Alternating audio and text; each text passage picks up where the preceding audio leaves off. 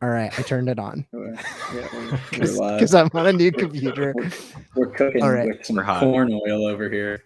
Yeah, dude, it's just the four of us talking to nobody, which is like basically what 95% of, or 98 or 99% of our conversations typically are anyway.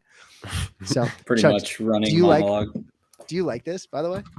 Wait, move your mic is nice. You got the Snuggie milk chugs, The chugs and chugs? snugs, The little little chugs. chugs and snugs. How Very is Are it? you getting? It's much better. The quality is so much better. It's a champion one. It's so good. I think they knocked it out of the park with the seasonal stuff, like the art that the little, like that shit would totally be all over Target or something and sell out, like matching, family matching stuff and everything. Yeah. It's no superlative hoodie though, I must say. Dude, I too, love looking fresh. that. This thing is so good, and it's actually I like the quality of it too. Like it's this, It it's is more good. it's more polyester than cotton, so it's like that good stretchy kind of like breathable type material. It's nice. Yeah. But right now I'm trying to sign into my brother-in-law's Top Shot account because he's actually Don't tell working. anybody. You're next. Well, he wants me to list something, so Oh, you gotta help him out. yeah. so we Because got, right now ruse he's the got whole time. He's The got an brother-in-law Anthony account. Davis.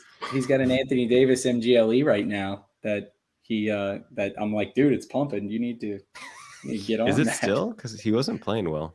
But it was like 450 or oh something. no, he's got 14. So- and LeBron is up in there too. do you want to start there? So we're gonna wait until. Hey, what's up, gang?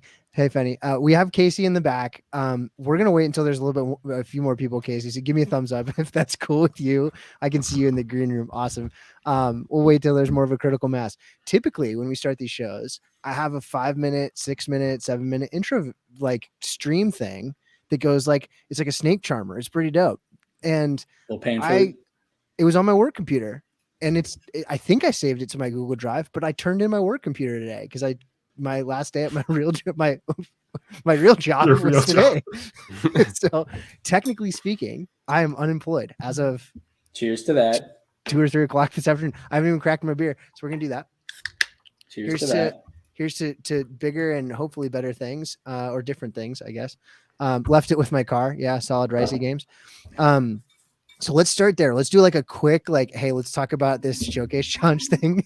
And then after we do that, we'll bring Casey up. We'll talk about Aspen, what he's working on, and what Monax has done. And it's very exciting stuff. Excited for you all to hear this. I know we all talked about it in, well, not all of us, just it was that Wednesday night. It was Taylor, you were there. We were with Dr. Jeremy at the You talking the burlesque shop? Yeah. Yeah. So, and Casey was there as well. So we'll talk a little bit about that with him and what he's been working on. We have a fascinating conversation last week or 2 weeks ago, which was great. So would love to pull you into that, but talk to so what's going on with this challenge, this flash challenge? So I can kick it off because I actually kind of nerded out a little bit on just like looking at. Yeah. Feel free to share your screen. Yeah. I'll just share like an Excel basically. I tweeted it out, but I'll just share like a little Excel screen. Hold on. By the way, is my camera better than normal? It looks fine. It's a little dark. Like the contrast is a little different, but it looks fine. All day drop tomorrow. Yeah, we'll talk a little bit about that too. Yeah, we'll definitely talk. Okay, so you can pull this up if you want. I'll pull it up. And I don't know how easy it'll be to read, but see. So like this is all. Yeah, I mean these are all the players that are playing tonight that have MGLEs, and then I ranked them by points, assists, rebounds, because that's the measure of which. So whoever finishes in the top 5 is going to be the 5 that you need a rare of, and it wasn't MGLE, it was a rare. Sorry, so I just sorted their cheapest rares. So like if things went according to league averages, it'd be Jokic, Embiid, LeBron, Davis, Westbrook, which is pretty hilarious that the 3 Laker guys would all be in the top 5. But statistically, that's what it's been like on average. So just seeing basically the prices, but then more importantly, seeing like what the next cheapest was, I thought was kind of interesting. Mainly, like I've got kind of an interest in this because I've got a LeBron James All-Star rare, which is the cheapest of the LeBron rares. You have it again. Yes, I have it again. There was a minute there where you didn't have it. Right. I sold it. I sold the biggest albatross of my account, and then proceeded to buy it right back when I found out that it was part of this flash thing, and it was probably going to rally. So I bought it back at $500, and I think it's the low ask is $590 now. It was $575 when I did this, so like it's still moving, and I'm pretty sure he's putting up a decent stat line. So like this is a pretty he's 29-6, so like he's gonna be probably up there. He's gonna be the top as he always is, because he's LeBron James. I mean, and Anthony Davis is 14-7-1, so he's not nothing. Westbrook is 9-6-3. No, and then the Bears gonna be in there. Rudy, he had like 21 boards and 18 points or something like that. Yeah, then he'll be there. What's interesting to me is that, like, I had originally said when I first saw it, I was like, holy shit, that's like a very expensive stack of moments for a Cool Cats pack. And then it realized it's a drop one, which we've talked about it behind the scenes. Like, there's so much good stuff in there. Yeah, I mean, it's a few hundred. It's probably a few $100. If you went to one of those, I don't know if Steady Breaks does them, but there's a handful of accounts that have like shit that's from all that. And I want to say that like back a while ago, the Cool Cats pack one was like $300. Like if you wanted to buy it, it was like not an inexpensive pack on resale. That's gone down because the market's tanked, I assume. And like LeBron James No Look 3 is now $140 or whatever it is at this point, instead of 400 or 500. Yeah, it came way down, but it was like hovering around like 253, and then it's just sort of But it's all, but it's a 5K Cool Cat, which they're all $100. Yeah, call it $100, and then all of the other commons, there weren't 35Ks yet, so it's all 15, 12, 7,500, and 4,000, and it's the first ring of 4,000 rookies, not the second ring. That honestly, I don't think LaMelo was LaMelo in the second wave of rookies or not? Maybe chat remembers. I can't remember if like. I think you could pull a Halliburton for sure in the first wave of rookies. I'm not 100% if you could pull a LaMelo 4K, but chat might know. But anyway, it's a meaningful pack. But with what you needed to get it, I quote tweeted. I said like one DGen challenge to DGen them all, like, because this is the most like madness of a challenge possible. And then Taylor goes, "Yeah, go figure. They do this." DJ's logo saying that it's $185. I can't check the math, but that sounds good. I would have said 200 or two. That sounds about what I would expect with 100 plus. Call it 15 for each of the other 4 moments. Right. Which you could hit a banger though. That's worth more for sure. But it's not an inexpensive. It's not a shitty reward. Like people, I think there's some like, oh, it's a base pack, or like it's not like.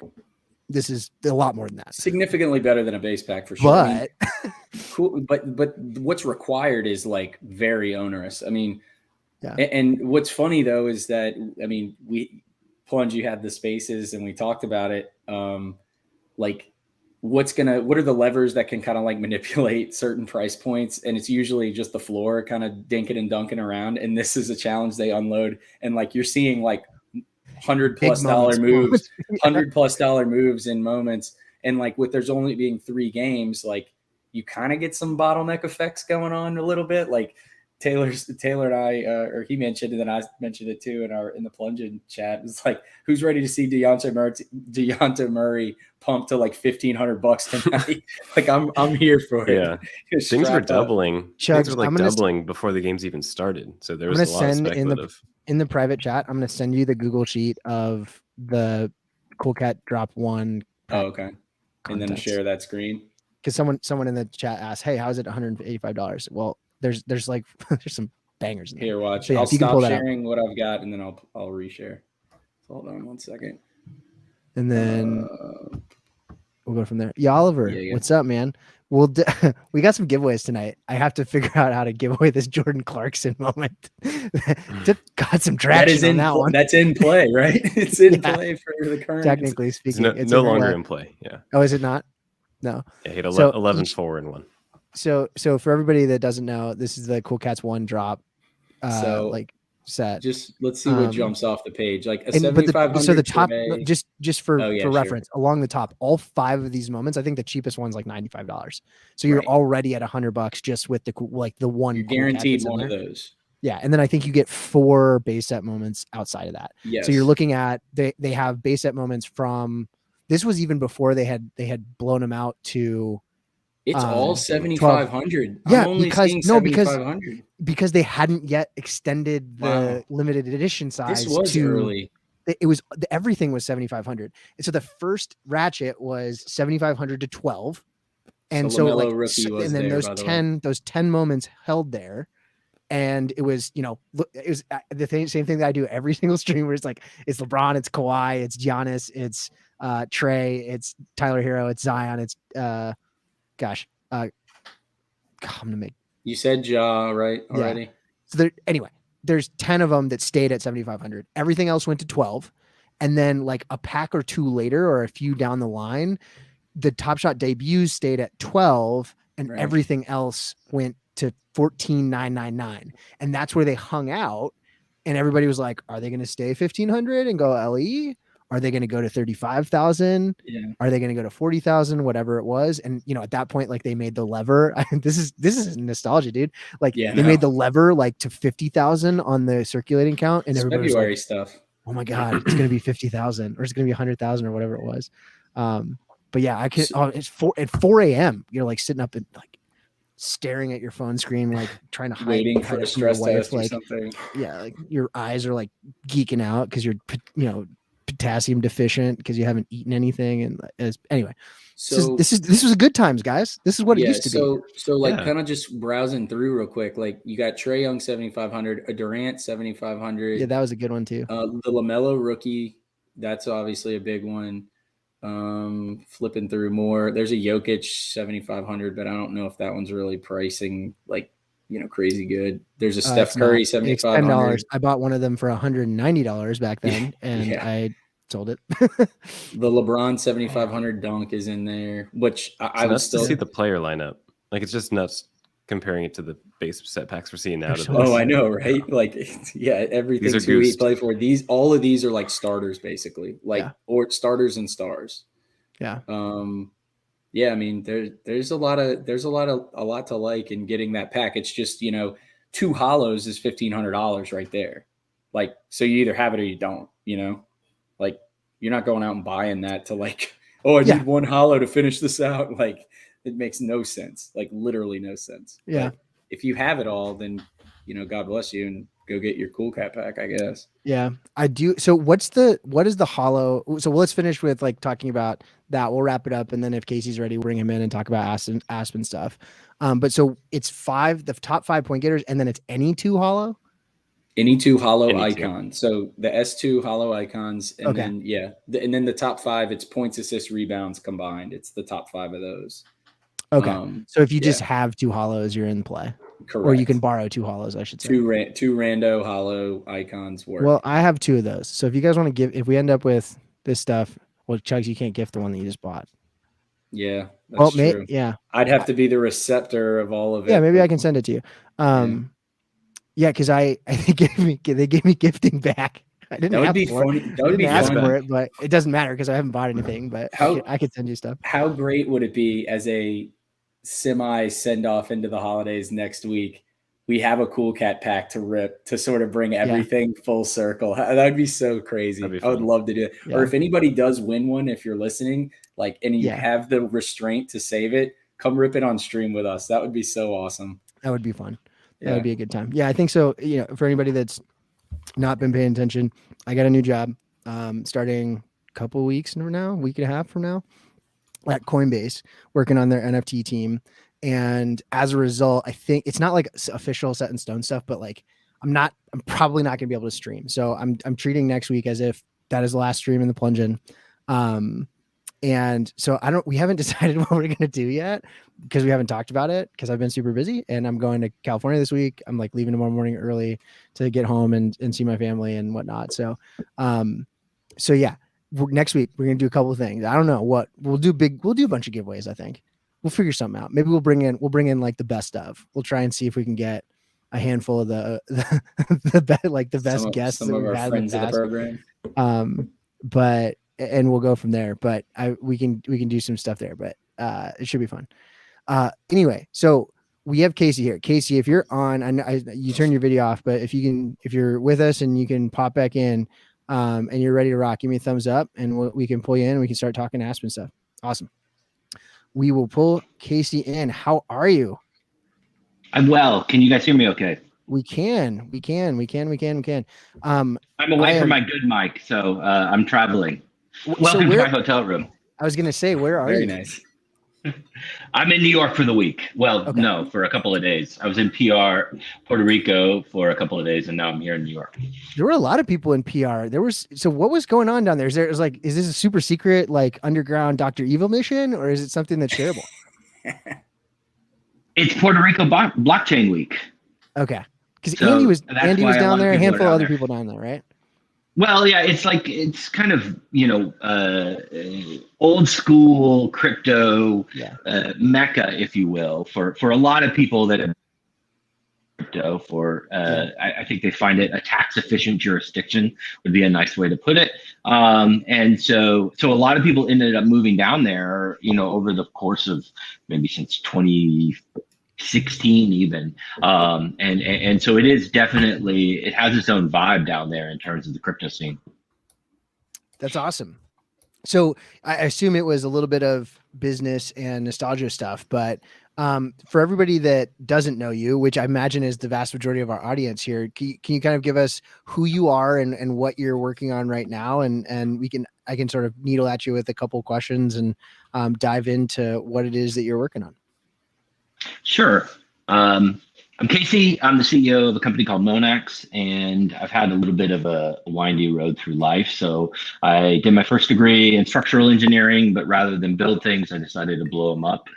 So then I was an infantry officer in the Marines for a while. Then I was a ski bum and a rider for a while. Then I went to law school. Then rather than doing the suits on big law firm thing, I went to first to West Africa, where I worked on war crimes tribunals, and then to East Africa, where I did governance reform work and ran my own law firm.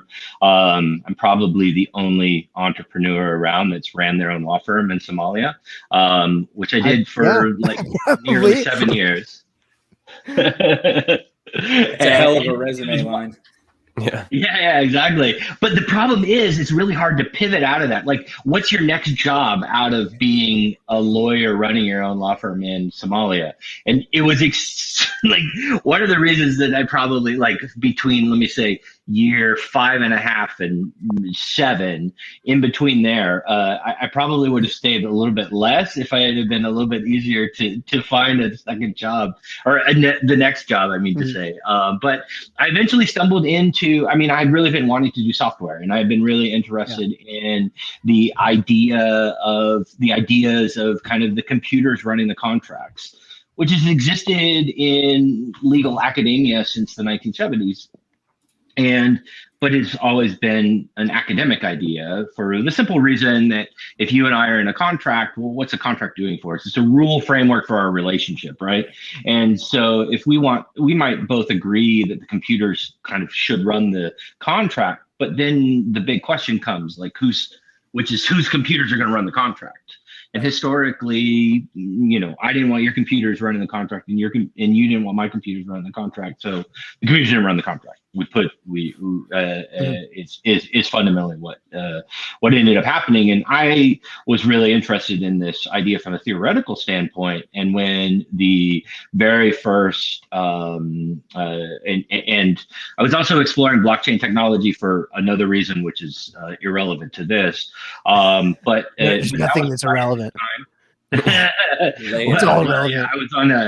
I was on a contracting mission for the UN, and they were looking at alternative payment rails because they may or may not have been facing an inability to move money into the country, and that was the time where Bitcoin was being touted as the remittance solution, which was never true and never going to actually work, because how can you get dollar bills in hand in like weird places, which is what remittance companies, expensive as they are, what they actually get paid to do, like give you dollar bills in hand in messed up places, like way out in weird places. Is it's not a simple task to accomplish, and there's tons of stories from people that did that. But in any event, I was on that, and that was right when the Ethereum white paper came out, and I sort of fell down.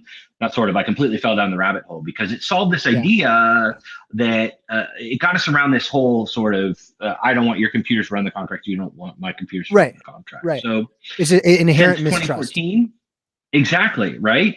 And so since 2014, I've been building at the intersection of blockchain tech and legal tech. And so our company today that's what Monax is, right? So that's sort of the genesis of Monax.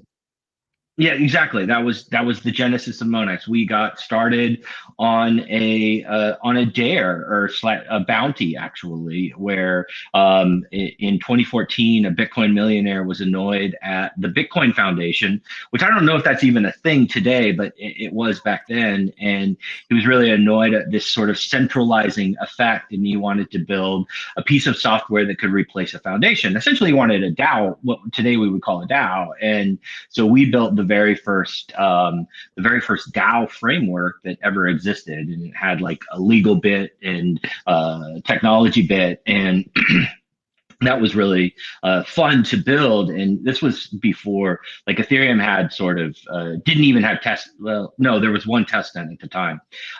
We were programming. This was before Solidity existed. We were in like this precursor language called LLL. It was crazy times, but it was really cool when I remember the night where we had moved a bit of content using BitTorrent at the time, peer-to-peer, based upon information getting passed within smart contracts in a different peer-to-peer system. So using today what is now kind of the way that dApps work. I remember the very first time that we actually were able to do that, which was really cool. So fast forward to today. What was the message? Yeah.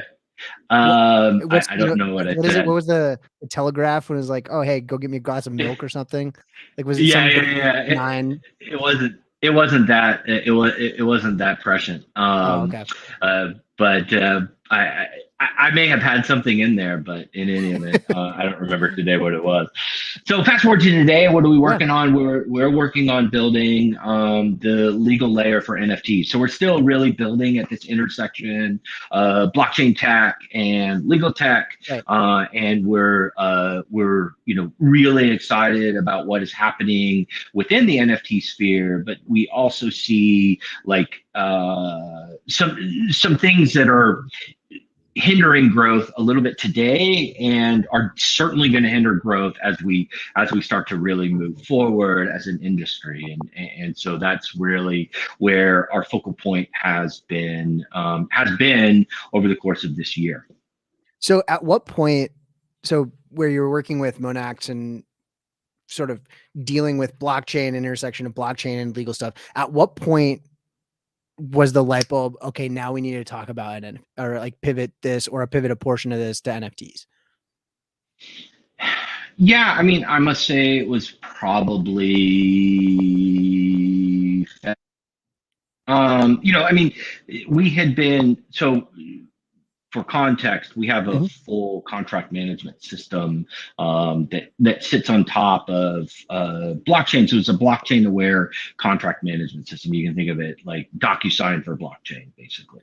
And that's been kind of the focal point of our build and our efforts for a good while now.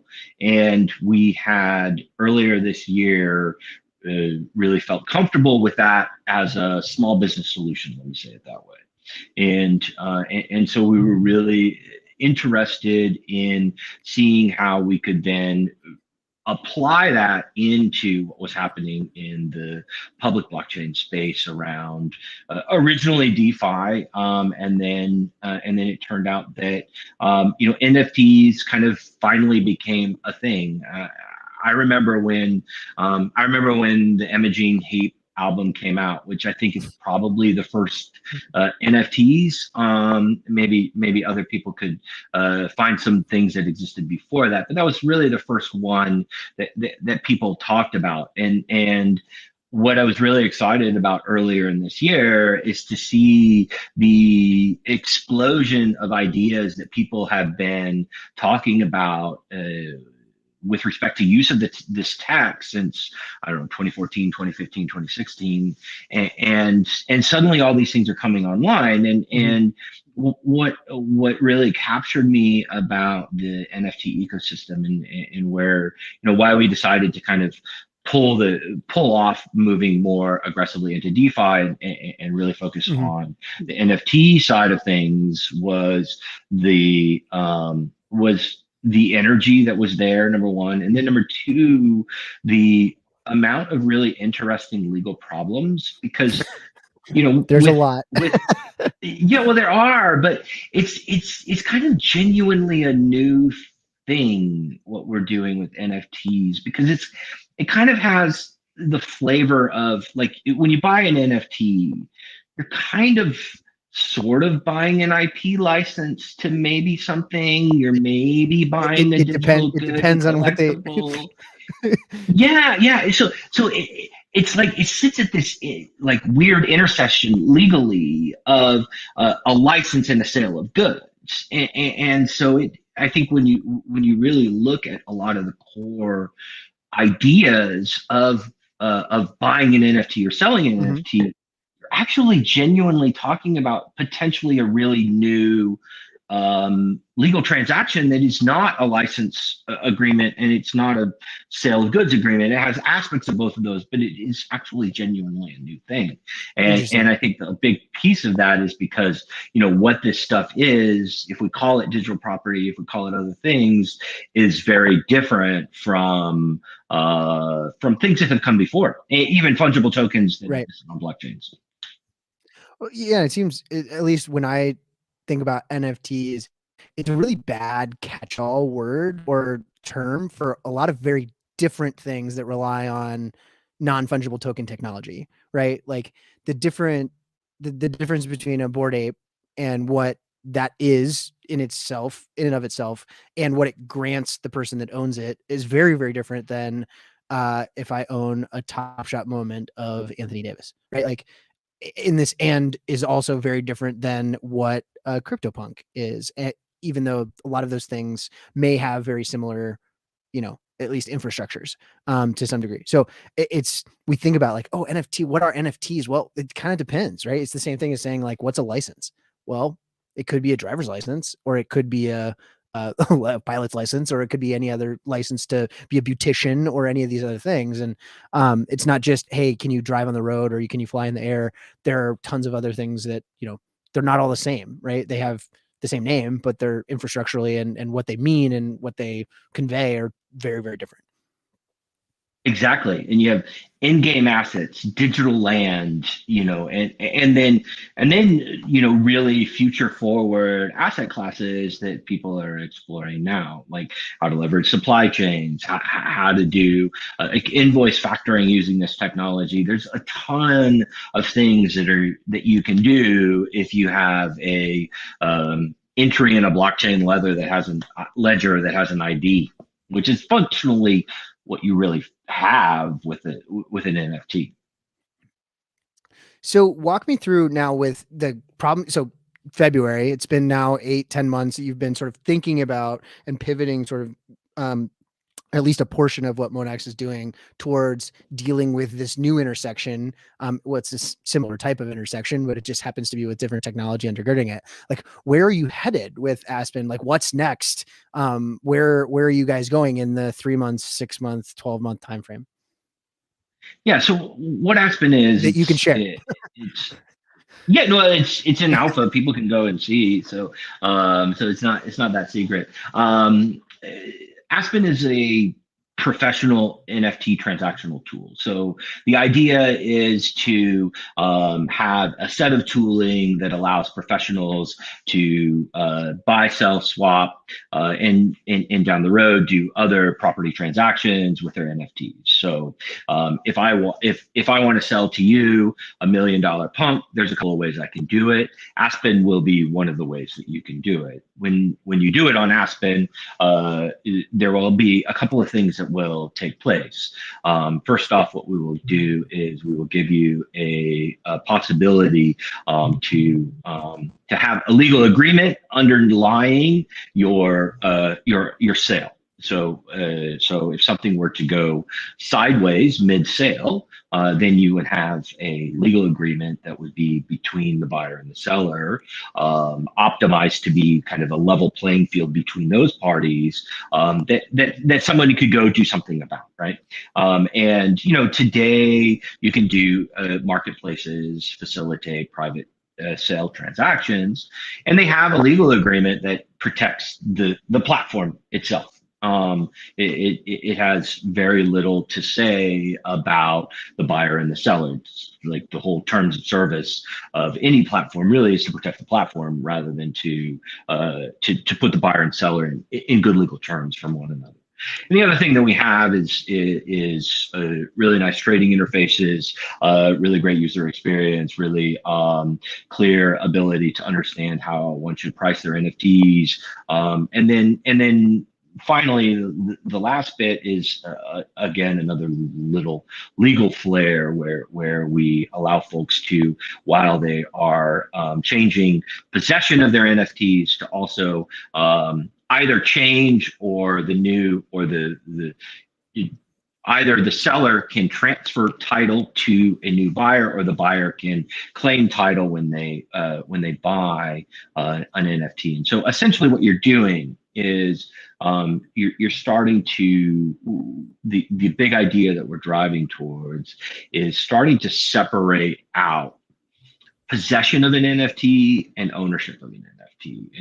And the reason that we think that is interesting is because in the real world, a lot of very sophisticated transactions, very sophisticated, like I'm going to lend you my car, require that we separate the possession of something, like you have my car keys now that I lent you my car, from ownership.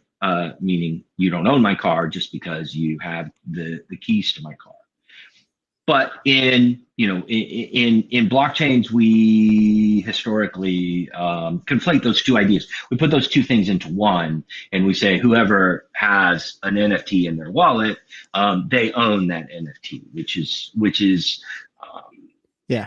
a fine entry point, but it doesn't really allow you to do anything interesting or sophisticated other than buy, sell, swap. Yeah, possession is 10/10 of the law in blockchain. Exactly right. Yeah. So that's the idea of Aspen, is that's awesome. to have a set of professional tools, kind of professional Robinhood for NFTs.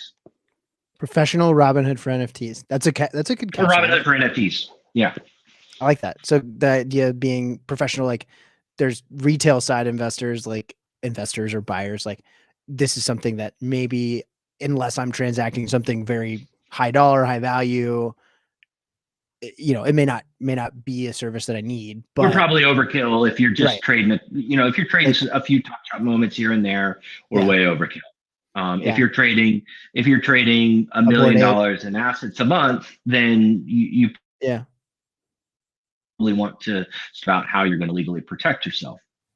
And I imagine as well, we've talked about this a little bit before. Like we think about target audience, target market here, as we, Pepsi coming in today, with Pepsi and Coke and other big brands, but it's not going to stop at just like, hey, big consumer brand stuff, right? There's going to be big banks, big investment arms, big trading desks. There's going to be people that are transacting NFTs on behalf of other clients, on behalf of funds. You think about all these Bored Apes that get bought for Post Malone and Jimmy Fallon and all these other things. Like, if you have an organization that needs to do like really, really above board stuff, and it's not just like, oh, hey, Steph Curry gives his passphrase to somebody on his team.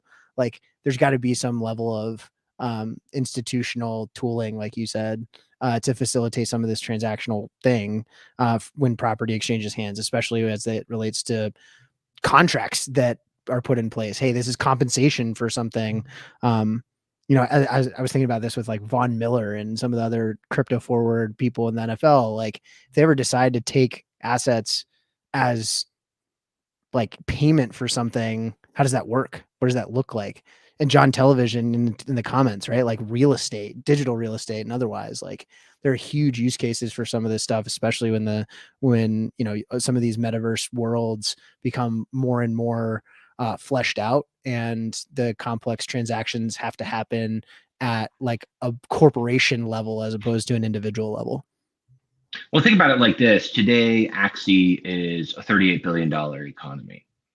And Axie is, let me say it nicely, not a AAA game.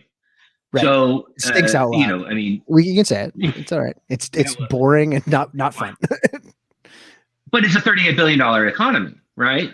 So the next game that's going to come out is certainly going to be 10x that. We're going to be looking at almost a $400 billion game economy, and what is going to happen within. And it's, you know, I quite like Star Atlas. Let's just say it's Star Atlas. Maybe it will, maybe it won't be. Somebody's going to take that and 10x what Axie did. And what's going to happen within there is you're going to have $100,000 to $1 million assets that are going to yield you 20 to 50% a year. So why would you buy a condo in Florida and have to mess with all of that maintenance and Airbnb it and then fix broken toilets if you could make twice the amount of money in an in-game asset that you don't have to do anything with or pay anybody to fix up for you? I mean, it's going to start to make a hell of a lot of sense to a hell of a lot of people when they start to realize how much money is in and going to be in play to earn gaming, especially in NFT gaming assets. The whole world is going to wake up and take note, and it's going to be a big interesting world. Yeah, I'm sort of, I've dipped my toe very, very briefly into the pool of pay to earn or play to earn gaming, and I like still haven't quite got the economic model stuff down yet, and so I'm so super uncomfortable with it. I know a lot of people have much better understanding of that, so it's one thing that I need to be better schooled in. Well, it's still a kiddie pool now. Like, I mean, we haven't, like, play to earn gaming hasn't started yet. Like, Axie is kicking it off, and it's the biggest kiddie pool around. But like, it's a kiddie pool compared to, like, you know, a non-play to earn game or non-blockchain enabled gaming, AAA game of some sort. Yeah, I mean, it's dwarfing. You know, I mean, basically the best that play to earn gaming has is Axie, and you know, I mean, it's a big game. I'm not trying to denigrate what they're doing, but but in the grand scheme of gaming, it's a tiny game. It's a tiny independent game, basically. Whereas when we start to have like AAA games with, you know, the power and scope behind these gaming companies come to them, and you know, and actual like people in the Midwest of America will be able to make more gaming than they can make at many jobs, which we're probably 12 months away from that being actually a reality.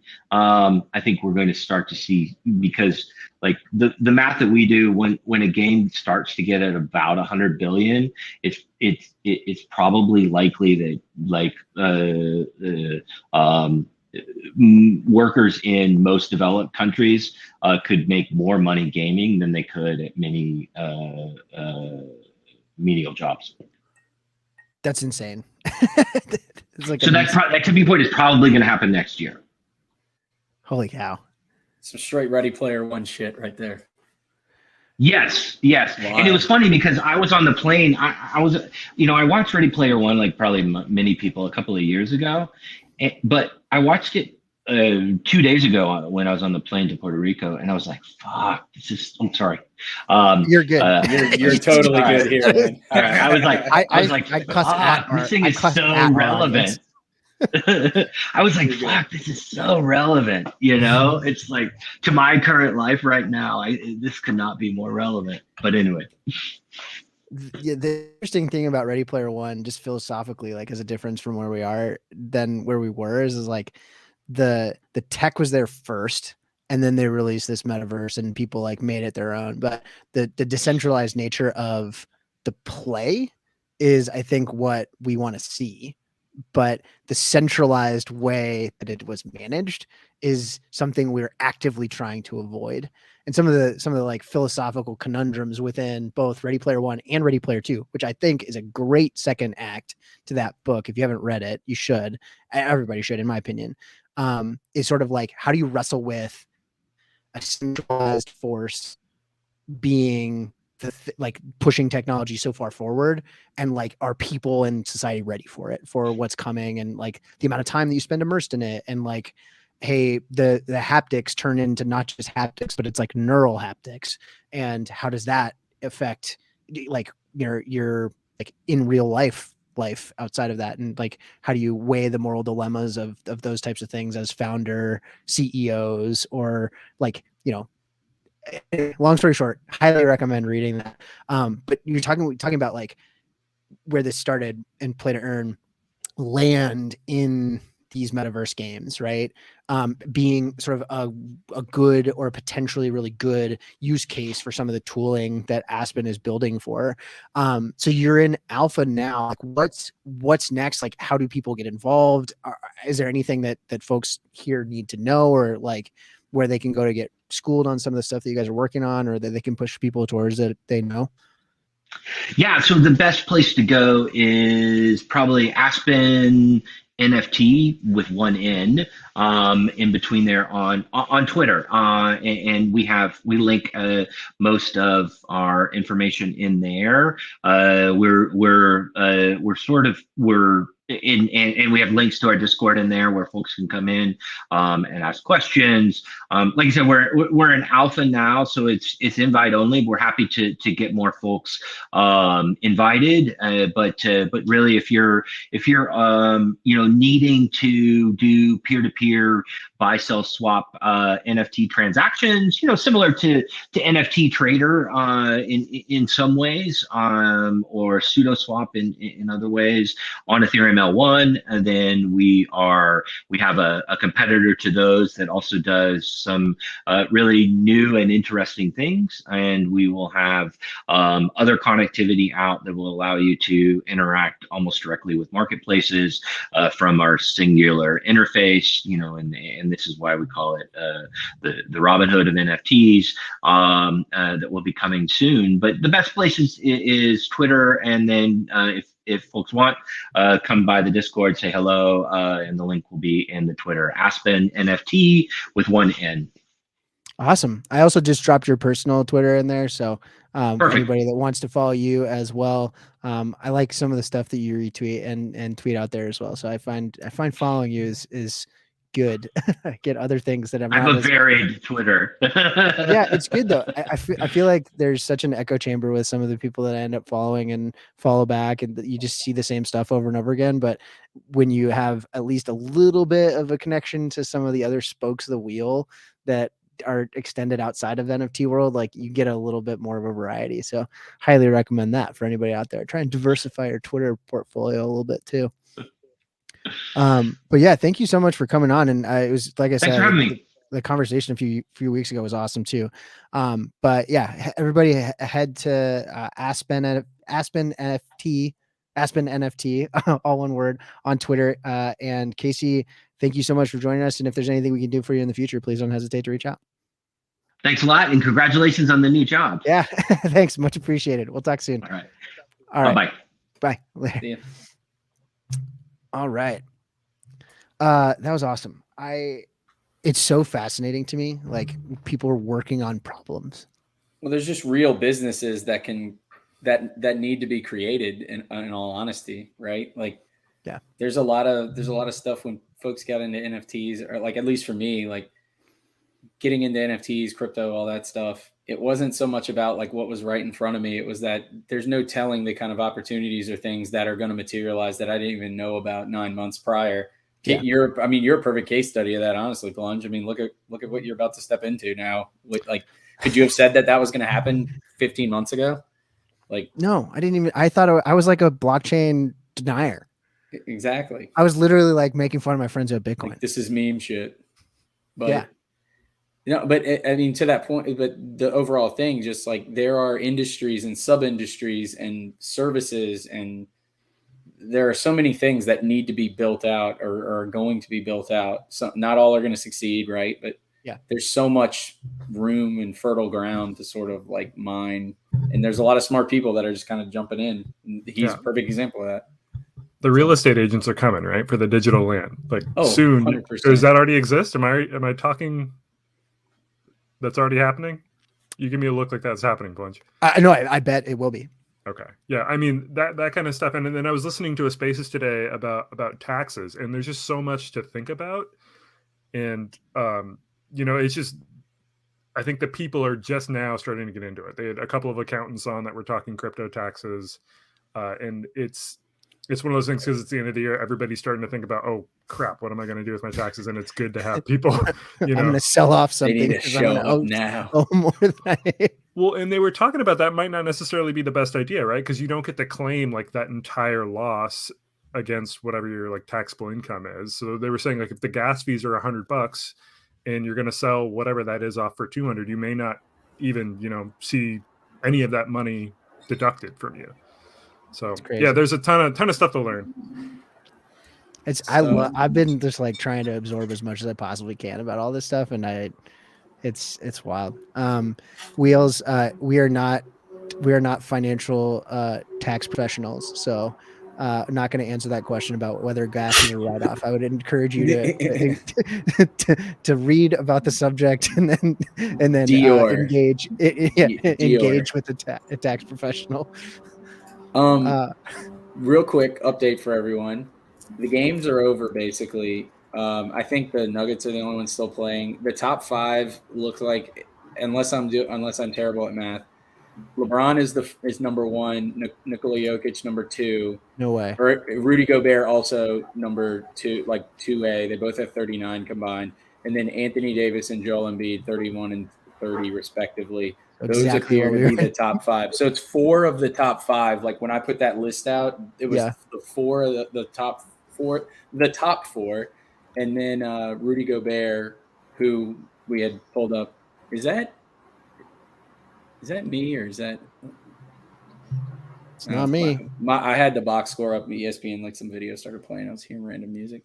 Yeah. Anyway, whatever you just did, turned it off. Okay, those look like those are going to be the 5. Fun fact: I listed the Anthony Davis for my bro-in-law and listed at 455, and it got sold in like 30 seconds. There's nothing more satisfying. I don't know if it top ticked it or not, but let's I will contend there's nothing more satisfying than listing something that you intend to sell and getting it immediately. Right at the price you put it at. Like, my thread yesterday, part of that was just like I felt so satisfied with the fact that like I had just like dumped all of this stuff and it was so good. And so like ding ding ding ding ding, my emails just going off left and right. I'm like, I didn't like massively undercut everything. Like literally anything that I posted was $1 less than the floor, and then just like all got hit, which is great. Which I think means that it's like priced right. Another close call. I mean, it would have been great if Desmond Bain had 29 combined, so he was 1 off or 2 off of being in the top 5. He has only 1 MGLE. All those other guys have like multiple, or he only has one rare. All those other guys have like, Jokic has 6 of them, Embiid has 3, LeBron has 10, Anthony Davis has 6, Rudy Gobert has 6. So like, if Bain would have gotten in there, that would have been a fucking crazy ass like high end bottleneck. Like you're talking, it's a $200 moment. When I did this, like, what does it go to at that point? I mean, at a certain point, you do the math and you figure out this isn't worth it. This is super cost prohibitive, but that could have really been a crazy pump. I could have seen it up near 500. Yeah. I mean, it easily could have doubled from 200 or whatever. But the Anthony Davis went from 300 to 450 like today. So 455 exit, like cool with that, Boom. But there we go. Well, hey, Top Shot. Did you guys listen in on the Spaces yesterday? I mean, I jumped in and then listened to Caught the tail of it. and then afterwards had to leave because it was just like, it was like watching like a guy in like medieval times be like, "We will take care of you." like Dumbo just up top, just being like, "Everyone, please form a straight line." People like throwing heads of lettuce at him. What have they done for us? Why haven't they done anything for us yet? So you got the tail end though, Taylor? I see. I had to like leave, so I didn't hear like any of the back half. We didn't even cross paths. I hopped on expecting you to be there, and you were nowhere to be seen. I was like, "Am I even in the right place?" I had to go get my kids. I started Real life it, shit. you know. I was like, oh, I've got a while because it was 2:35 or whatever it is. It gets to about 4:00 and I'm like, dude, I got a hard out at like 15. Like I got to roll. And it felt bad because we actually started to get a good, like a lot of people were starting to raise their hands, which like a handful of people early on were, and it was great, but into like something way bigger than I was kind of expecting. Lord of the Flies at a certain point. Like it just sort of, everybody just has their own anecdotal evidence of what is bugging them or whatever. But it's, it is what it is. Everybody has a right and chance to kind of speak their mind, and you let the marketplace of ideas determine what sticks and what gets ignored or whatever, Yeah. I've always been like very into spaces because I think they're giant circle jerks and people just like to hear themselves talk. And I am I'm not immune. Immune to that? No. That's the right phrase. I know what you're trying to say, and I'm blanking on the right word. I am at fault of that too. I do that a lot. I'm not absolved of that fact. I do that too. I did that on the spaces yesterday as well. And it's like, I just know that I would do that. So I typically have shied away from it. But yeah, I thought for the most part, it was pretty civil, at least for the first half. So I'm not sure how the back half went. I just think it's funny as hell that the Series 3 packs are like in my opinion, are exclusively catered to legacy holders as a means to get to S1 content, which is presumably what they really want. And then there was a lot of like, what have they done for us? It's like, this is exactly what Series 3 is like all about. It's like a layup for you to just buy shit to have trade tickets. Like that's what it is. Yeah. Like, do you not see that? Like, I will say though, and I don't know, we've talked about this at length, like if that's what collecting is right now, is just like buying crap and like recycling it, it's just like not very fun. And when you just looked at the Cool Cats set back, like even though a big portion of that, in my opinion, and the feeling of like, hey, that was fun, 95% of the funness was that it was money, like free money. It just was. And it's back then, or you're saying like now? It was free. It was free fucking money. Like it was, and you can't like, it is impossible to divorce that. Like, oh, I was here for the right reasons. No, you weren't. Like everybody was here because it was a quick pump. It was awesome. I was here for the right reasons, but I stayed for the wrong reasons, I guess. Right. And you could say. And those market dynamics are not here anymore, and they're never going to be back. I don't think, at least not in the same way, right? That you could buy something and it would 10x. Like it's just not going to happen because people are better. That doesn't happen in the real world. No, it just doesn't. Nothing is ever that way. A slot, right? Yeah, it's a slot machine economy. Like, it's not sustainable. It's definitely not. But that doesn't mean that like there aren't ways to have fun collecting experiences that aren't that. But I think it's really interesting to see. Like, I would be willing to bet if you like if I did a randomized survey and I sent it out, and Greg, we should just do this. We should do that. If we gave and said, all right, what was your start date? How much have you made or lost on Top Shot? And what is your happiness rating? Like, perfect correlation. Like, is it? I mean, is it like? Is there like any skew at all? It's going to be like a 0.98 correlation. Put it out. We'll visualize it.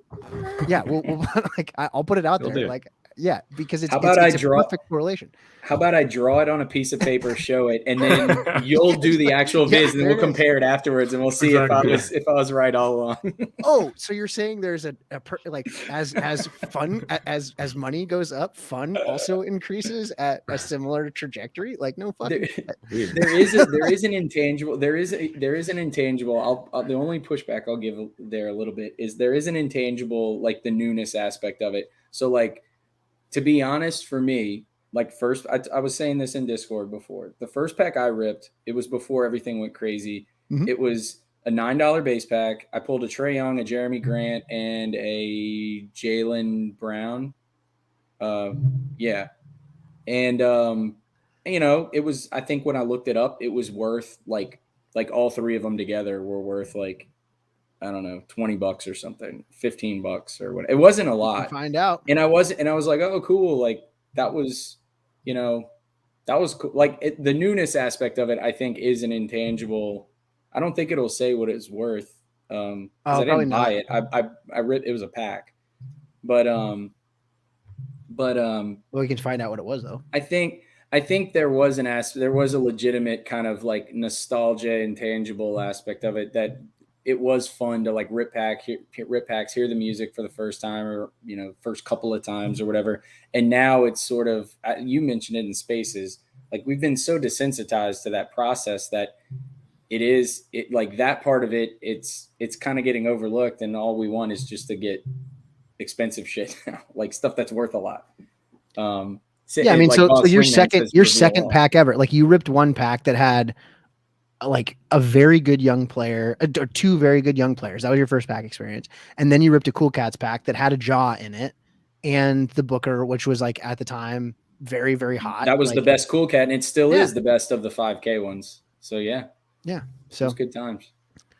Yeah. So anyway, it's fun to think back about that, but yeah, it's a very different experience now. I'm hopeful, and I said this yesterday, but like, as there are more exciting or different things to collect outside of S3 base moments to 60K, like, is it okay that things are neutral EV on the packs for the most part, and like things aren't going to 10x? But like, if there's at least interesting stuff to like go buy, will people have fun with it? And I don't know. I can't answer that question. If the pack, and I'll defer it to you guys too, Greg and Taylor, but like if the packs were, if the EV on them was $10, but you were getting names or whatever, like the counts were crazy, but you were getting names, that would make it inherently more fun. You can't say it wouldn't, because like getting a Steph that's worth $6 versus getting, or $3 versus getting a who he played for that's worth $3. Like that's the difference right there of like, did you actually like enjoy it or not? Like, I mean, I keep harping on it, but like that's what the core issue is at this point for me. I think it'd be a lot more fun trying to get all the trash out of the way early. Yeah, maybe they are just junk out of the way. Well, they boxed themselves in by saying only 2 players per base set. Like I said it in our Discord, and somebody was like, disagree. Is like if there's 7 60K Stephs this series, you think it's affecting your like MGLE Steph or your hollow Steph? Shouldn't. Like, put it to the floor. What do you guys think? Because I don't think it is. You know? No, it doesn't. Yeah. So. Yeah, there's Tyler. there he is. Yeah. Yes. He's the one arguing with you over. Yeah. He definitely disagrees with me. That's fine. Like people buying 60K Stephs are not the people that are necessarily buying their like, you know, Curry Hollow. At a certain point, the count is a shit ton, and that's it. Like it doesn't matter. Like it's just a lot. So I'm curious to see what's going to happen now that the floor is down to $2. Because like now that it's down to 2, like I bought 5 packs. the first go around, Don't and then buy packs. You know, I have a bad habit, so I bought 4 more on the second go around, even though the floor was down at $2. I was like, it's probably not as effective, but when you factor in the EV of maybe you get a rookie, even though it's like so minimal, it's probably working out to about $3. And it's feeling probably where it should be. You know what's way better? Buying 10 $3 or like $9 packs from $90 and getting 80, or you know, is it 10 $3 packs, or excuse me, 10 $9 packs for $90? That's 30 moments. If you got 29 shitty moments and 1 moment that was worth $50, like that's way better than spending $50 on that 1 moment. Like it just it's like an inherently better experience, at least in my opinion, because it doesn't feel like you're spending $50 on the thing. It's what's that optionality worth, you know? Yeah, it's also better than buying 30 moments on the marketplace, right? Like if you're actually playing that game of going after the S1 packs, like 100%, I'd pay more for packs than, you know, having to go out and buy them all individually. Yeah. But Poker if you're Pro, not it playing shouldn't. that S1 game, there really isn't an incentive to line up and get stuff. Like just wait till it's on the market and buy the team stuff you want or whatever. And I said it, Plunge didn't get to answer it on the spaces, but I said, if the S1 reserve pack thing mechanic wasn't in play, is anybody lining up to buy packs? Like, are we lemmings or are we not doing it? And I don't think it happens. Right. I don't either. At least not with the current contents. Right. Exactly. Which, at least not with the current contents and the current collector score outcome, right? Because unless there's something like, because aren't they 2 not points per or something? Yeah. There's not a meaningful difference between sorry, wife just texted me. Gotta do X, Y, and Z. Don't be so loud. Weisberg. It was Woodford double oaked, by the way, if you didn't see the bottle. I forget what I was gonna say. Doesn't matter. I forget. Greg, you're gonna say something. Chugs interrupted you very rudely. Yeah, sorry. I think I said it already. I was just you did? saying that I would much rather buy packs and moments on the marketplace if you're going for that S1 pack. Yeah. You value your time. Yes. Way more. Way more. It's a lot of clicking. Speaking of, all right, so here's what we're gonna do. Let me see that Jordan Clarkson didn't sell. So I need someone. I am not gonna put in this fucking like, hey, I'm gonna put in a randomizer and comment. What I'm gonna do is I'm gonna share my screen and I'm gonna go to my the actual thread and I'm just gonna start scrolling and I'm gonna have one of you guys tell me when to stop, and that's gonna be who's gonna win the thing, because I'm definitely not gonna. Okay. So I think it was, which one was it? This guy. Okay. There's 421 comments. All right. So here's what we're going to do. I'm just going to start scrolling. I want Greg, you're going to close your eyes. Okay. I might scroll up. I might scroll down a little bit and then make it a little bit of time though. All right. And then wait, whatever go one, when am I going? I'm confused. In the next 10 to 30 seconds, you're going to say stop. And wherever my cursor is going to be the person that wins the Jordan Clarkson. Okay. So anywhere in the next 10 to 30 seconds, I'm scrolling up. Oh, I might scroll way back up. I might scroll way back down. I might keep going down. I might scroll back up. What's to say? I might scroll a little bit further down. I might scroll a little bit up. Boom. Stop. That was legit. Who'd you that get? was legit. I wasn't going to do a retweet picker because people didn't retweet Trey. So it was Craig Stuckey, Craig Mond. Ayo. Craig Mond is the TS username. So I will go to my NBA Top Shot. I'll send this Jordan Clarkson to Craig Mond. I was hoping, is Craig Mond in the chat? If Craig Mond's here, that would be dope. Because what I would do then, I would be like, do you want the Jordan Clarkson or do you want to go shopping for a $99 moment and make him come up? Oh, let me log in. Aaron Gordon jumping into the top 5. He's now in play. His rare is only $50. You could probably make a little quick trade off of that, and you go scoop his. Do it right now. Probably bump up. I've already. You won't. You won't. I've already done my move. I got a LeBron freaking ball and chain right now. Just stick with that. It's already 67. It is. Yeah. Nice. Flying probably. Yeah, Aaron Gordon at 31, so he's taken out Joel Embiid. Embiid's no longer in play, so sorry all you folks who are buying up that. Yeesh. All right. Who is our guy? Craig Mond. Let me say. You won. Your account. Official giveaway you've ever seen. The most. That was legit. I feel like that was legit. Yeah, that was. I don't feel bad about it. Money Mo, the line. There's enough lag from urine that Greg couldn't have, picked if he wanted to. All right, here we go. Let's go get this guy. So after this plunge, Yeah. Do we want to you want to keep talking Top Shot? Do we want to go all day? Do we want to talk? We do want to talk all streams? day. Like What I also want to do. do? What I also want to do. Oliver Maroney. I don't know if he's still here, but he told me I saw him that earlier. I have something to give away, which I'm very excited about. Very nice. But I'm got gonna a gift? I'm gonna give this away first. Hold on. Kelly Clarkson. If Oliver's here, let me know. What was it Jordan Clarkson? Good Lord, what a stink bomb game! The freaking Vikings Steelers. Steelers just scored, but they're losing by Vikings 29-0 before that touchdown. All right, Craig Mond sending a gift. You won. So Oliver is working with he works at Cameo and is working with the Island Boys NFT. Very nice. So I saw the cameo. Oh no. Derek White of the Spurs. God, this is madness. He's getting up in there with the points, assists, rebounds. Does he have, I freaking assume White. He does not have a. He has one rare, and it was $92 as of when I did this. So I mean, it's probably way more than that now. But Derek White is up in there. Spur. There's your rando Spur to like freaking fly. So we're gonna do.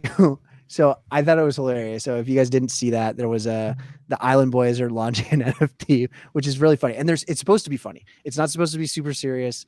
The way that they're approaching it is like really, really funny. Like they know it's a meme and they're taking advantage of it. I can't share details, but in my conversation with Oliver, when he was explaining what they were doing, apparently like a massive portion of the Island Boys cameo requests over like the couple week period were NFT related.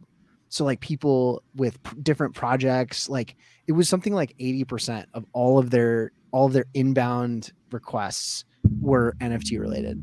And it's super funny. And obviously like they're partially self-aware, I think. I don't know if they're entirely self-aware, but it's at least aware enough that I feel comfortable. Like, hey, it's kind of a funny flyer. In the same way that Rare Pep is kind of funny, even though it's not serious and it's not ever intended to be. So anyway, I have one to give away. So we're gonna do an Island Boys NFT giveaway. Apparently, the minting opens tomorrow. I don't know if that's like official like word to everyone, but Oliver told me that, so I'm telling you now. There's like public minting tomorrow, so keep an eye open for that. I'll send the tweet for their Twitter so that you can follow it. But we're going to do a quick giveaway. So everybody in the chat, we want them to type. Hold on. I got to pull up the Nightbot again. Somebody just spent $1,200 on the LeBron All-Star. Random low serial 38. Why would that one be like idiots? I mean, we're going to Island Boy, Island ISLAND. Island Boy, BOI. I put BOI. Island Boy. I feel like Island Boys pumping random NFT projects is like so perfectly funny. Sums up 2021. So on. It's brand. so funny. It's Perfect. so funny though. Okay, so we're gonna play the giveaway song, and we'll go from there. We're gonna do the short one. Do you have it? Subscribe and that bullshit. You might win some free shit. Gonna give away. We're gonna give away some. We're gonna give away. We're gonna give away some. Give away some. Give away some. Give away some. Give away some. All right. Could be you. It could be you. Probably not. It looks like Philly's finest. One of our first followers and subscribers way back. Philly's finest. Congrats. Hit me with your ETH address. Send it to me in DM on Discord. Yeah, we want to do Discord or Twitter, either way. But I'll get it to Oliver and he will send it to you tomorrow. So you will have an Island Boys NFT. I have no idea about what's going on with that project, but It's kind of funny, and free stuff is cool. So, yeah, you can whisper me. That's fine. That will work. Just your ETH address, and I can send it along to Oliver. So let's talk all day. 2 of us are in. 2 of us are not. That is the We'll truth. never be able to live it down. Taylor don't care. Not He doesn't getting on the even, NLL. He doesn't care. Taylor thinks Stupid- Peyton Manning still plays in the NFL right now, man. Stupid He don't perks for follow those football. stupid people is irrelevant. What was it? I thought the Notre Dame coach this whole time was Chip Kelly. Yeah. You guys That's can't pretty blame us. good. We live in San Diego. We don't have a team. It's They like took the football team away from us. Yeah.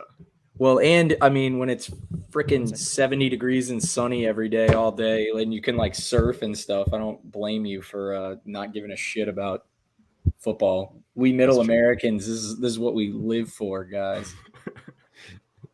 Hey, it did rain today. Not always. Shut up. Yeah, one time in like the last 3 months. So that actually could be a problem at a certain point, you know. Yeah. But There you go. Shout out environmental chugs. funny thing is I've actually been to a Charger game in San Diego. Went to Sunday Night Football. They played the Pittsburgh Steelers. There were more Steeler fans there. It was kind of depressing. Sounds But, about right. Yeah, Qualcomm Yeah, it goes for Stadium San was a Diego sports. shithole. Well, Holy it doesn't crap. even exist Oh, yeah. anymore, man. Yeah, It's they gone. blew it up. Concrete. Ugh, it was a Behemoth. terrible, terrible stadium. Even the Padres games now. You know, I'm a Giants fan, and you always go to the game, and it's like 2/3 Giants fans, and I'm like, I love it as a Giants fan, but as someone who lives in San Diego, I'm like, this is so sad. Yeah. Or it's half empty, which is great for Yeah. kids. Are you Just run around. Greg? Are you much in for football or not so much? You know, I was in on football. My dad had season tickets growing up, but when they left, like I pretty much like that was it. Like I kind of stopped following it. Like I'm agnostic now. I don't like root for any teams. But yeah, I mean, I could get back into it. I gotta find a team I like and wanna root for. Packers, man. Saints, we're right here for you, buddy. Good food, good music. Yeah. Be a Packer fan. Packers Bears? win. Well, Give 'em I that. got family in Minnesota though, so I feel like it's I Vikings? can't root for the Ugh. Packers. Yeah, Well, Vikings are purple and yellow, so like that's perfect. that for works, you. right? Yeah. Just do that. Plus, they're stomping the Steelers right now. Be a Yeah. Packer fan. Being a Packer fan is fun. It's America's team. It's America's real team. Cowboys aren't America's team. Yeah, careful there. Because they own their own shares. Is that why? No, just like it's hard to hate the Packers unless you're from like Chicago or Minnesota. Well, Aaron Rodgers has given a lot of reasons. To Oh, hate yeah, I the guess you're Packers. right. Yeah, lately, that's so, true. You know, But is he But, hating the? Is it about hating the Packers or is it about hating Aaron Rodgers? well, yeah, but he's like Aaron Rodgers. he is the Right? Packers right now, at least. But I don't you know.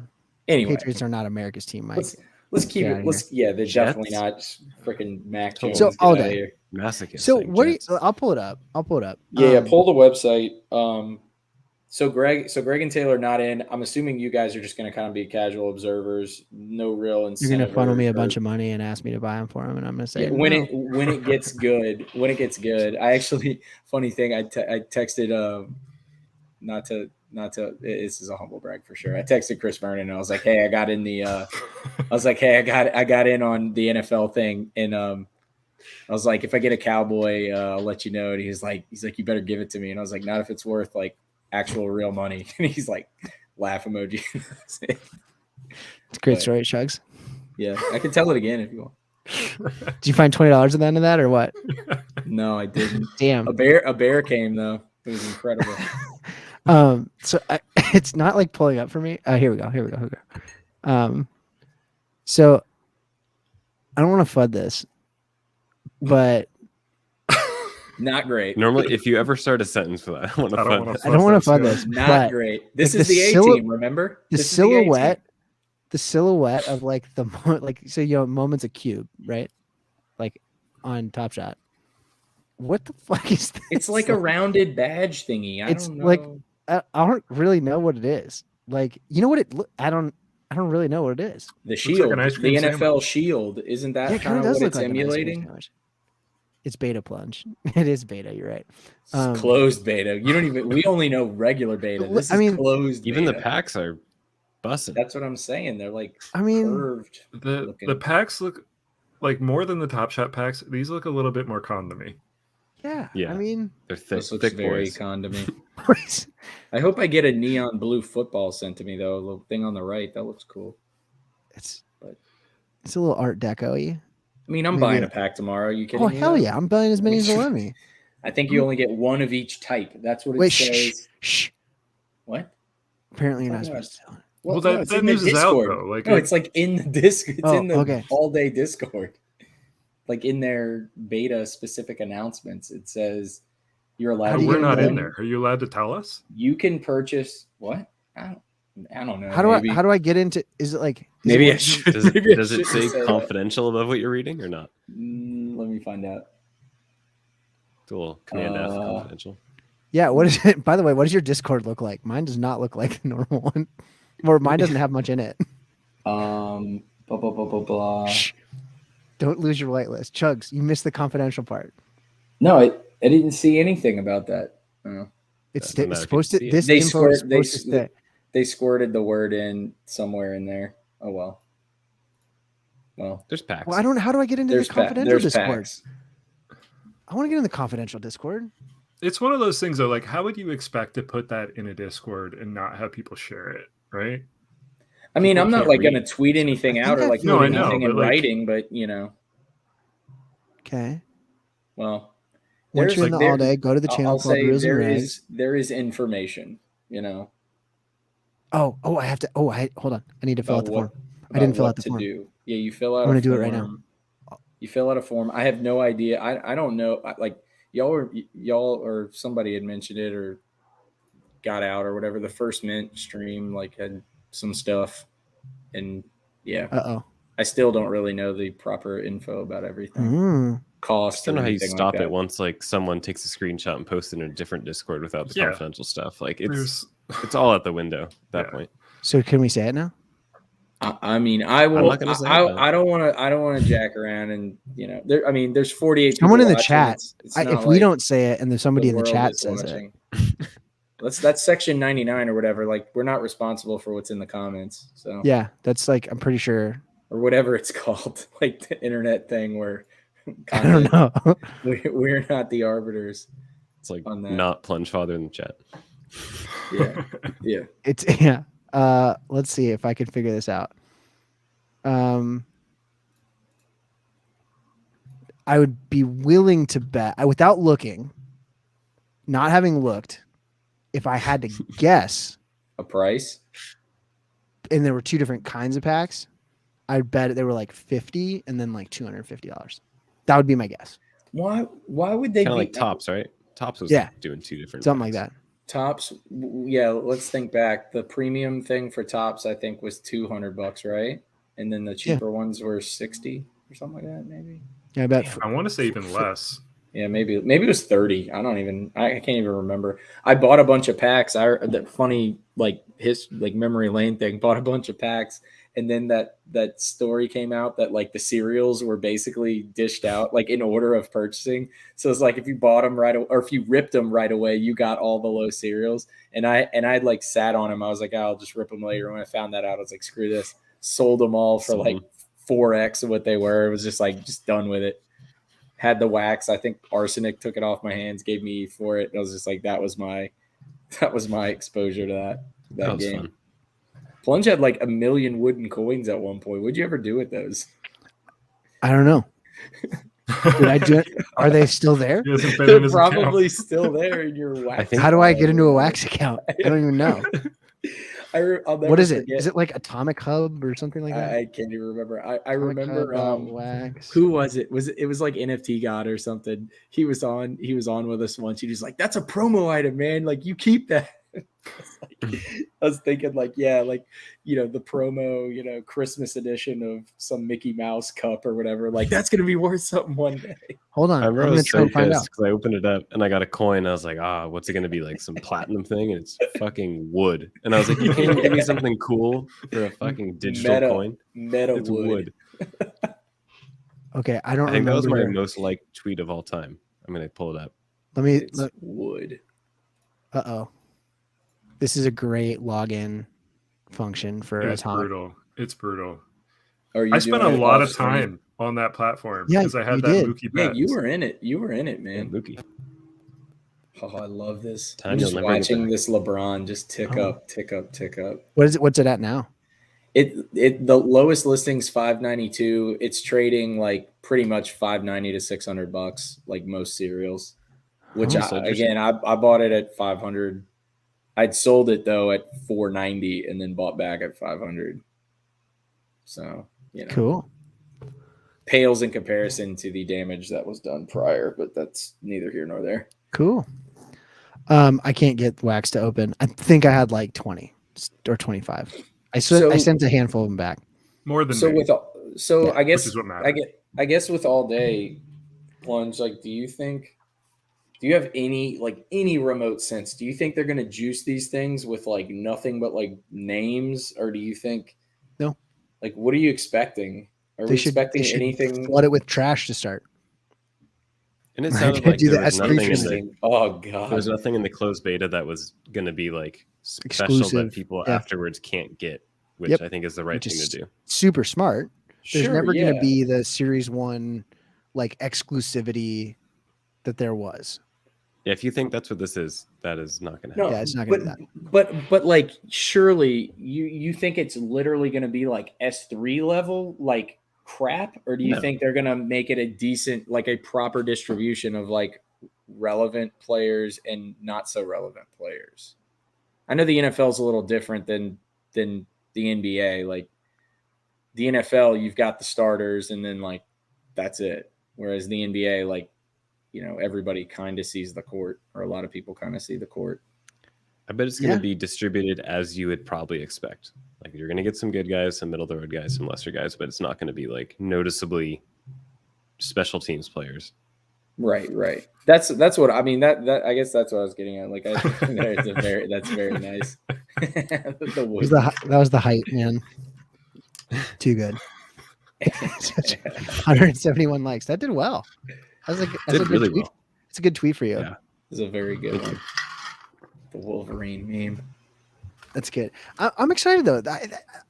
Every project that's like accessible and has content that I like, I'm excited for. Like, here's the test. It's not about the money, right? Do you like it or not? Well, I mean, I'm gonna like trading it, probably, and trying to like find an edge, just like I did with Top Shot and with other NFT stuff. I stuck around with Top Shot because I really liked it and I enjoyed it and I like the collecting aspect of it and the gamification of it and you made good friends. The strategy stuff. And yeah, I made good friends and I talk about it a lot and I think about it a lot. And I don't expect that all day will be any different. I'm probably like, unfortunately, typically in a given year, I have way more football knowledge than I do this year. And part of that is because I've been so focused on NFTs.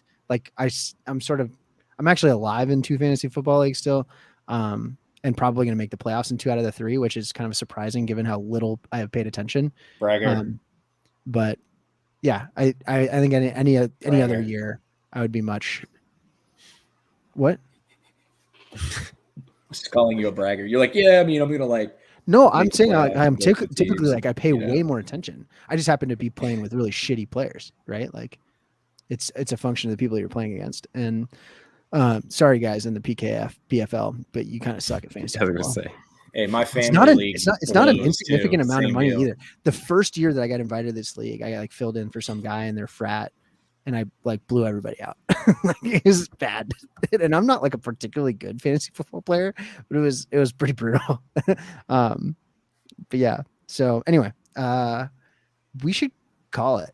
I think I have to fly tomorrow, and we got a lot of other stuff, but we should figure out what we're gonna do next week. I don't know. We should do something. Yeah, if anybody has any ideas, yeah. If we get a cool Cats pack, that would be a cool full circle moment. Yeah. But, pun intended. We should talk to LG. Maybe we can do something with like first minute stuff. They're booked out like 17 months. They've got Genie's drop 753 probably slated for whatever they're doing next. So yeah, maybe we can get in next December, but we should do something fun. So we'll figure all that out. But in the meantime, that I think yeah, you guys have anything else? Did I miss anything? I feel like I missed something. Somebody posted Flash Challenges live. Oh, you know what I missed? What's up? Swiss streams. Tomorrow's a big day, guys. Talk to us. Yeah, let's finish there. Let's finish there. Yeah, 15 minutes. Let's do it. Public mint tomorrow opens up tomorrow morning. So you've done a number of different tweet threads. Do you want to share any of them? Yeah, they're like worthwhile. Do you want to pull it up on your end? I can give you a little voiceover. Here, go to Taylor. Yeah, I liked your the making of thread for sure. That was a good. I like this banner. Yeah, I haven't seen that. That Was good content. Oh, I haven't changed that for like. Yeah, he's always 6 had years that now. one. I didn't notice it before. So good. All right, where am I going? Keep scrolling. Oh, you like that Morant in the This one? the court there? Right. Deontay Yeah, Murray that's made the it top. into the top 5 for the challenge. Taylor called it. Take a screenshot. I called it at whatever 4 o'clock. Deontay Murray, Aaron Gordon, Rudy Gobert, LeBron James, Nikola Jokic, and then 2 hollows. That's your task. Is this like a unroller button in Twitter? Is that special? Yeah, it's What is blue. this? Twitter blue. Oh, okay. Maybe I'll do that. It's so good. Yeah, I put this. That's like put the this best thread thing out about it. yesterday. So you went ahead and got the blue plunge? Yeah. I don't like Yeah. the undo tweet. I turned it off. So what 'Cause I does it never do? noticed it. It puts everything on a timer? Like once you hit send, You it can- actually you can- doesn't send? Yeah, and then it like gives you like a pop-up and it's like send now. Or just like it's counting down. Like it gives you an opportunity. And I'm like, fuck yeah, send now. I'd rather have an edit button than like that's why I just click tweet. Like Yeah, because I wanted it to go. because I wanted it to go. Yeah, that is kind of weird. But anyway. Yeah, I put this thread together, walking through like how we make all the artwork because Greg's not going to be drawing all these in Figma every single night, so we had to figure out how to automate it. So I sort of went through step by step of like all the different steps, like programmatically, as far as what the code does to generate the artwork. Because we should probably share it at some point. Some like the early sketches and versions we had were rough. They looked like that. They looked like a shot chart you see on ESPN. Where you're like, okay, made a couple threes on the wing, a couple shots in the paint. So yeah, we get all the data for shots. We pick a court, we slap it on there. We make the circle sizes larger based on when it happened in the game. Change the color based on sort of their hot hand at the time. You will not believe how long I spent trying to figure out how to put that court into that perspective view. Nice. I was learning geometry stuff I didn't even know existed. He was sending me random soccer videos with like. I'll drop you a link. I spent probably 2 weeks. I bought a fucking whiteboard just to draw and figure it out.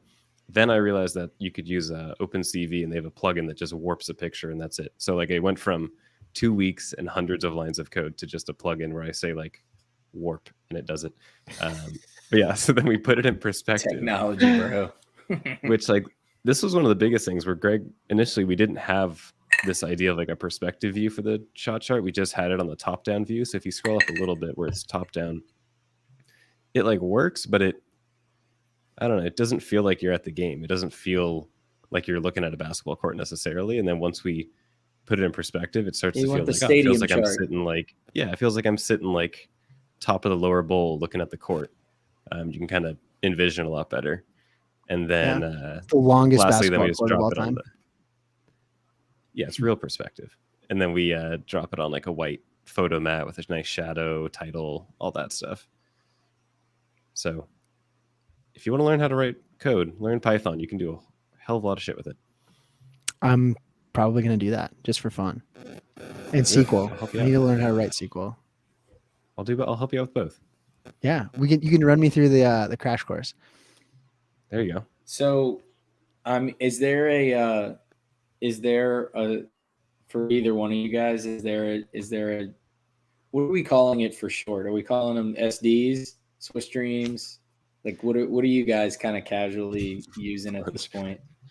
Sorry, please don't. Because what I wanted to ask you guys is what are each of y'all's favorite ones of games like that have already happened? Like if you've got one that you like already kind of know, like, oh yeah, this is the one. I'm assuming they're your respective teams, but if it's Ja Morant, then that's cool. Who's your front end? Huh? Me? Is it you for this? What happened there? Why was it that way? Okay, never mind. It was skewed off to the right. But Greg's got a tile. Don't worry. For me, it's not somebody on my team. I haven't seen a ton of the like LeBron ones yet, but and I don't know if we have it anywhere, Taylor, but there's like a Luka a Doncic court that the way he took his shots in the game, it like creates kind of like an arc toward the basket. And like the get way closer that and closer. Yeah, the way that the circles are sized, it like, I don't know. I was telling Taylor, it almost looked like Fibonacci, like the way it kind of curled toward the hoop. So I thought that one was really cool. Yeah, progressively like made his way towards the wing and towards the basket. And it's got like larger and larger and larger. I mean, this is kind of cheating, but when Curry breaks the record, that's going to be mine. For sure. When you talk about narrative value, like these Currys here, where it's just like splashing everywhere on the floor, that's awesome. Especially on like the brotherly love court that Greg put together. I'm going to love those, but like, I think that at least as a fan, the biggest storyline, at least for me so far, other than them going like off to a great start, is when Curry's going to break the record, and that's going to be cool. Yeah. What if the game that he breaks it, he actually doesn't necessarily like he goes, I don't know, 4 for 16 or something, but he broke the record. Like what would? It's going to be a bummer. That'd be a bittersweet stream. I honestly can kind of see it happening. Did you guys see the game last night at all? He started out like 1 of 5 or something, right? Because he was like 16. He was checking. I think he was 16 away from the record going into the game, and everyone was like, "Get the shots." Like up. Roz interviewed him, and he's like, "I'm going to go for it." So he was just firing. We wanted to break Clay's record too, right? Like if he would have broken it, he would have also broken Clay's like most threes in a game or something like that. Yeah, that'd have been cool. So check this out. The guy responded, "Wow, I didn't do it because I never win. And if I have a question if threes gives her, come on. I always send him a clip to the stream after." That's great. Yeah. Is there? This is how legit it is. Scroll.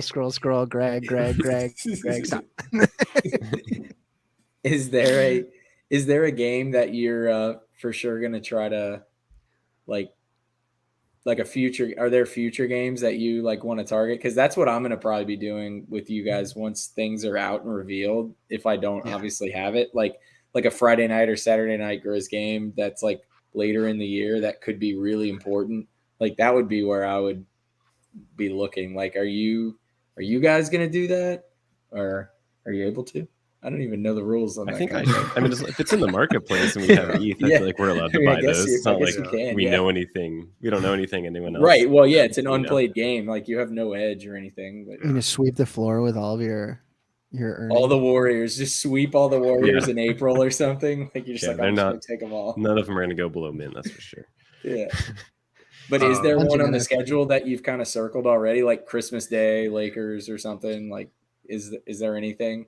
So for me, I'm going to a T-Wolves or a Lakers game in LA on January 2nd, and if I can pick that one up, I probably will. Yeah. I just think it's cool to have gone to the game, and then if I can pick up a James or a Davis Swiss stream, I'd be pretty stoked. The idea of having it before the game happens, like that's cool because you could have history and not even know it, and that kind of thing. That's sweet. Yeah, I definitely want to I'm definitely going to buy some if it's like a random. What is it? Wednesday they do the ESPN game. Wednesdays or Fridays where it's like, hey, it's 6:00. They got a primetime game. Someone's playing. I'm just going to go grab one, make the game more interesting. It's like a lighter version of what I would previously do, just like randomly bet on the game, not knowing anything. Like, all right, I'm going to go pick one of these up and just like be pulling for one player the whole time. Speaking of betting on games, we want to share the don't the sweet alpha. We're not sharing. I mean, we're not sharing it. StatMuse tweeted it yesterday, which is fantastic. Don't point any more people towards it. It's ours. It's our alpha. The line's already screwed. Who scored immediately first last night? I mean, today. Who scored first in the Grizzlies? It was Desmond Bain. It was Desmond someone on the Grizz. Yeah. Granted, they turned it over and then got a stop and got it again. It's gonna be to the point where like Bain and Brooks didn't play, but it'll be like Bain and I guess if Triple J. Bane and Jaren Jackson, they're going to be like even money to be the first person to score. It's going to be like ridiculous. You're going to be laying odds for them to score first. King Kiwi, man. Tip balls. Yeah, Is he loves those tips. He loves those tips for sure. So you can share it if you want. I don't really care. It's not going to affect me. I mean, it's just the Grizzlies have won 12 straight tip balls, and so you figure they're going to score first. So local Memphians had picked up on this after like a handful of them in the beginning of the year and have just sprayed the board with Grizzly players to score first. And allegedly, like at the start of the season, if you would have just evenly bet like the top 3 scorers in the starting lineup, like 1 unit each, you have like doubled up your money. Like if you just evenly put like $10 on each of them or whatever, you'd have doubled up your money. So and like the last two games, it was today was Bane, yesterday was Jaren Jackson. I can't remember who it was the last couple times, but yeah. Unbelievable. Good DGen content for you there. All right. So that's it. We got anything? We're good. Finny. There's Yeah, one to special sell the announcement in addition What's the to special public mint. What's the special announcement? People, talking about immediate utility. So we are giving away a baller to a Swiss Dream token holder next Friday. So 1 week after public mint. Oh, wait, like giving away hot baller. damn. Like a Ballers, Ballers NFT. a Ballers. a Ballers NFT, like the Yes. ones that are going for $1 trillion. One of Greg's. Are they going for He's $1 far too generous. trillion anymore, or is that over? Wait, Is that bubble popped? is the I have no market idea. is the market even open? No. Did it The open? market's not No. open. Yeah. So these are all handshake deals. Yeah. You got to Hoodlums promise. are going up though. By the way, You got to don't promise. sleep on those. Are you Yeah. 3 quadrillion? Greg's good for it. Yeah. Greg's good for it. I know where he Okay. lives. Yeah. We looked at his ballers today. We decided who we were. Unfortunately, was getting cut. Who was going to get cut? Yeah, but Which he one also is it? he also Was he it the also minted, ugliest like, baller? Can we see it? I don't know how to look it No. up. We don't you can have pull to. it up. I can pull it up real quick. I'm Greg just glad joked that that he looked like he played in the EuroLeague for like 20 years. getting some He getting looks like some, an old baller. I was telling This Taylor is, this. this Like is alpha. So when I played ahead. in Israel, there were straight up, and I played second division, so it wasn't like the top tier league or whatever, but there were straight up 40-year-old men who were playing in this at like owned like a falafel shop or something. rec specs, Like had another Yeah. job. elbow And like wristbands, would just come and just on Saturday nights just wreck. Church League All Stars, baby. I love that so much. So we're giving away a We're ballers. pulling it up. Let's see. Yeah, it's taking me a second. I like the there's a little So bit what's of the love, what's a the little bit of conditions here? hoodlum You just love have in to there. you just have to own an NFT. Yeah, we're gonna Yeah. we're gonna do it in our Discord. So it'll be you do the collab land or whatever. Okay. And then we'll do a giveaway there. Okay. So it's like, and if you're in there, you get 1 entry. Yep. Yeah. Okay. Gotcha. 1 entry That's per cool. swish or 1 entry per person. Per person. Per person. Per That's person. good. Per token holders. That's Got to make smart. it fair. That's smart. Well, Profit. fair versus financially incentivized for your benefit are 2 different things. Fair is one for everybody. Financially incentivized to increase your sales as Yeah. quickly as possible Buy more. would be to buy Get more more. chances at a Yeah. baller. In general, we're sort of taking the higher road when possible with a lot Yeah. of these Oh, things. that's probably a good idea. Yeah. Probably smart. Yeah, Scummy You're is giving not this one- quite Here we go. your- Ooh, There he I is. Look at like that him. guy. So he's the one who got punted, huh? Yeah. I like But him. Greg also minted 3 like solid ballers when you look at him rarity I wise. did. Yeah, I got pretty lucky. And I mean that was a weird mint. Like they had them all kind of laid out. You just couldn't see anything. It wasn't like you hit a mint button and you got 3 in one transaction. Like you had to go back and click on a different one each time. So I luck of the draw. Like I got 3 like top 3,000 rarity. Nice. So yeah, I did okay. That's There's nice. 10K of there's 10K of those, right? Yeah. Yeah. And those, So- are, The other those ones are the nice 3. too. Can you so within this Dapper thing, like Hoodlums isn't in there. I know Hoodlums is on Flow, but it's like Sturdy Exchange or whatever the hell. That some people have it's been popping into my timeline lately. Apparently the floor is moving. It's like up to almost $700 now or something. And they were like $100 to buy. I Or saw 125 or something like that. narrative So, value. they're First moving. avatar on flow. Yeah, dude. People all hype on ballers. Don't forget the hoodlums. Don't man. sleep on hoodlums. You don't have a dot here yet, Jugs. That's all I'm saying. I don't. Sheesh, dude. Genie's has a dot. Is that for real? Is that true? Yeah, Genie's is right here. Wait, no. Hold on. Sorry. This is totally non sequitur, but Oh wow. Demarius Thomas died? Hold on. Yeah, somebody put R.I.P. Demarius Thomas. Not that I've thought about Demarius Thomas in a long time, but stud wide receiver for the Broncos. Bummer. That sucks. Passed away at 33. Holy hell! What happened? That's not good. Yeah, it's unfortunate. Bummer. Shit. Well, hey, maybe they'll do like a special all day thing for him. That'd be cool. Like an archive. That's one of those things where you're like, hey, the archive set of the NBA Top Shot, run it back. Like those are things that I'd be looking forward to with all day, for sure. Yeah. And assuming historical plays for sure. Yeah. I wonder if like the NFL Films dynamic is any different, like the NFL Films and their like media rights entity versus like the way that the NFL or the NBA PA and how their media rights work. I wonder if that's any different. Someday.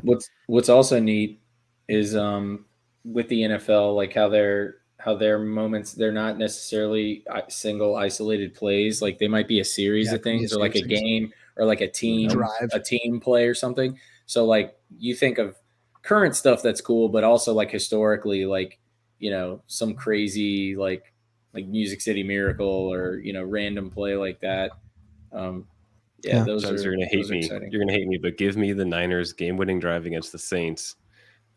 When Alex fuck off. When he throws that reverse, oh my god! Or the Kaepernick drive at Lambeau. That was in the snow in that playoff game. I was there. Yeah, the Vernon Davis catch. Montana jersey. Yeah, Vernon Davis. And Dante Whitner like nearly decapitated. I forget who it was. Pierre Thomas in the beginning of the game. Yeah. Like he should have been ejected for that shit. That was bullshit. Okay, the Saints. Okay, pot. Wounds are fresh. That actually is like bad, like a sore spot, because we should have beat if the Saints beat the Niners, they host the Giants, and then it would have been, and Saints would have been a prohibitive favorite at home against the Giants, and then they would have played the Pats, like the juggernaut Pats. This is the second time around. And the whole like Breeze Brady Super Bowl never happened, and it should have. It should have happened again a second time. The Rams thing, which I was there at that game and saw the no call pass interference, and it literally was like watching somebody get like stabbed in the street, and cops just like looking the other like what? Everybody's like, what the fuck? Like, dude, you realize you're a Saints fan, right? Yes, I know I'm a Saints fan. Cool. My just favorite so we're on the same page. Game. And how cold does it get for you right now? Like, no, I'm shoveling? No. I'm talking about like, hey, people targeting injury, dirty hits. Like you don't. Oh, Bounty Gate, get the fuck out of here! Every team is doing that shit. Get out of here. Oh yeah, every team is doing it. Yes. Every Are you kidding me? On trash cans too. Every player was having freaking Deadpool money for knocking out a dude. Get out of here. They would freaking highlight it on ESPN, man. Get out of here. My favorite part from that game, Chugs, Future, if you look up YouTube, Future randomly performing before the Niner game, before kickoff, which is the most random, I didn't catch that. That's like great. Randomly decked out in Niners gear. It was the strangest crossover. Isn't he an Atlanta guy? Isn't he like from Atlanta? And this was like 2011, so he wasn't super popular. That is very 2012, whatever. That is a fun fact indeed. Fun fact. All right, we're gonna end it. We gotta get out of here. All right. It was good talking to you, boys. We will end it there, and next week, last one. Let's do it. It's that day. It's that day.